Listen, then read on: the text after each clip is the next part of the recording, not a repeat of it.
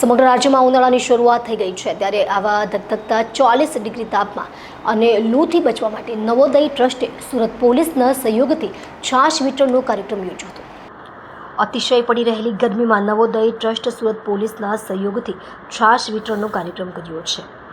નવોદય ટ્રસ્ટના કિન્નરો ઉપસ્થિત રહી ટ્રાફિક પોઈન્ટ પર છાશની વહેંચણી કરી હતી। 500થી વધારે છાશના ગ્લાસો વિતરણ કરાયા હતા। સમાજસેવિકા હેતલબેન નાયક પણ ઉપસ્થિત રહ્યા હતા।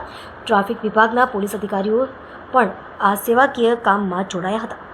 આવા આકરા તાપમાં શહેરમાં ટ્રાફિક વ્યવસ્થા ન ખોરવાય તે માટે પોલીસ અને ટ્રાફિક બ્રિગેડના જવાનો આકરા તાપમાં ઊભા રહીને પોતાની ફરજ બજાવી રહ્યા છે, જેને લઈને આજે નવોદય ટ્રસ્ટે સુરત પોલીસના સહયોગથી છાશ વિતરણનો કાર્યક્રમ યોજ્યો હતો।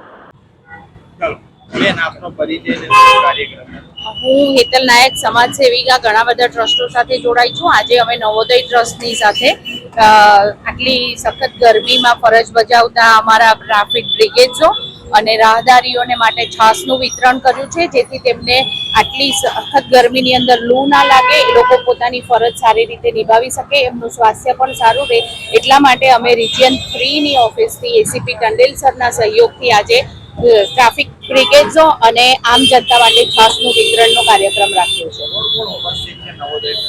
નવોદય ટ્રસ્ટમાંથી એમના પ્રમુખની આજે તબિયત નાદુરસ્ત હોવાથી નુરી કુંવર હાજર નથી રહ્યા।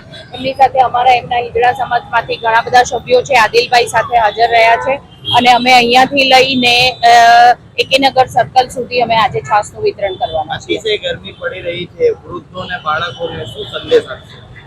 વૃદ્ધોને બાળકોને એટલો જ સંદેશ આપીશ કે સખત ગરમીમાં તમે 12 થી 4 સુધી ઘરની બહાર નીકળવાનું ટાળો અને સખત ગરમીની અંદર પાણી તમે વધારે પીવો અથવા તો પછી લિક્વિડનું ઇન્ટેક વધારે રાખો, જેથી તમારી તબિયત સચવાઈ રહે। અને પેરેન્ટ્સોને પણ એ સંદેશ આપીશ કે નાના બાળકોને લઈને આ સખત ગરમીમાં બહાર નીકળવાનું ટાળો।